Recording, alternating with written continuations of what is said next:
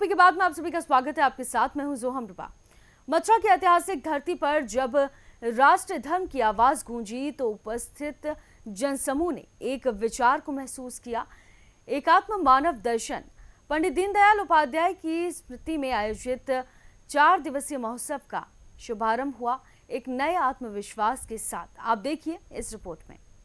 मथुरा की पवित्र भूमि पर राष्ट्र धर्म की वह ज्वाला फिर से प्रज्वलित हुई जिसका नाम है पंडित दीनदयाल उपाध्याय।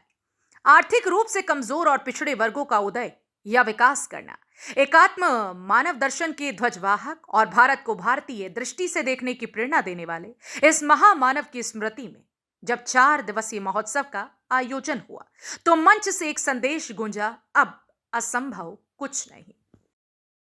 मुख्यमंत्री योगी आदित्यनाथ ने मंच से श्रद्धांजलि अर्पित करते हुए कहा, पंडित जी का सपना आज प्रधानमंत्री नरेंद्र मोदी के नेतृत्व में मूर्त रूप ले चुका है। वो सपना जिसमें आत्मनिर्भर भारत है, वो सोच जिसमें वोकल फॉर लोकल है और वो विचार जिसमें हर भारतवासी की भागीदारी। योगी आदित्यनाथ ने कहा, मोदी जी ने वो कर दिखाया जिसे कभी असंभव माना जाता था, चाहे कश्मीर से धारा 370 हटाना हो, अयोध्या में श्री राम का भव्य मंदिर बनाना हो या 80 करोड़ देशवासियों को मुफ्त राशन उपलब्ध कराना। जो कल तक सपना था वो आज देश की ताकत है और यही है पंडित दीनदयाल उपाध्याय के विचारों की जीवंतता। याद करिए ना, लोग कहते थे क्या कश्मीर में धारा 370 हट पाएगी। हम तब भी नारा देते थे, जहां है बलिदान मुखर्जी वह कश्मीर हमारा है। हर भारतीय जनसंघ का, हर भारतीय जनता पार्टी का कार्यकर्ता अपने संस्थापकों के द्वारा दे गए उस मंत्र को लेकर के, जो डॉक्टर श्यामा प्रसाद मुखर्जी ने 1952 में जो मंत्र देश को दिया था, पंडित दीनदयाल उपाध्याय जी ने जो हुंकार उस समय भरी थी, और उसके बाद जब डॉक्टर श्यामा प्रसाद मुखर्जी का बलिदान हुआ था तब पंडित जी ने नारा दिया था, जहां हुए बलिदान मुखर्जी वह कश्मीर हमारा है। और वह कश्मीर धारा 370 को सदैव में दफन करते हुए, समाप्त करते हुए प्रधानमंत्री मोदी जी को कश्मीर के अंदर भी भारत का कानून लागू करके भारत का अभिन्न हिस्सा बनाने का काम किया है।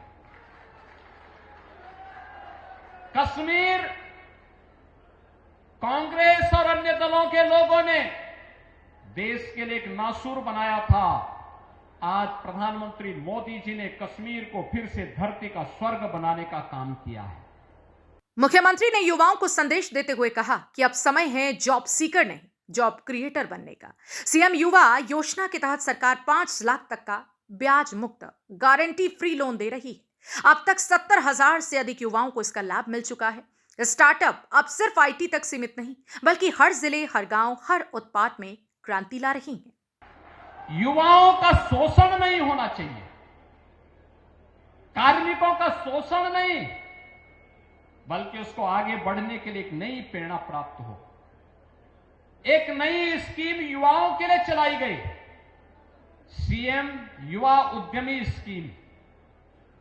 कोई भी युवा अपना स्वयं का स्टार्टअप स्थापित करना चाहता है तो स्टार्टअप के लिए सरकार ने व्यवस्था बनाई है और बनाने की व्यवस्था की है कि पहले चरण में हम उसको चयन करेंगे, चयन करके उसको प्रशिक्षण करवाएंगे, 5 लाख रुपए तक क्या लोन गारंटी मुक्त देंगे, ब्याज मुक्त देंगे, यानी ब्याज भी गारंटी भी सरकार देगी।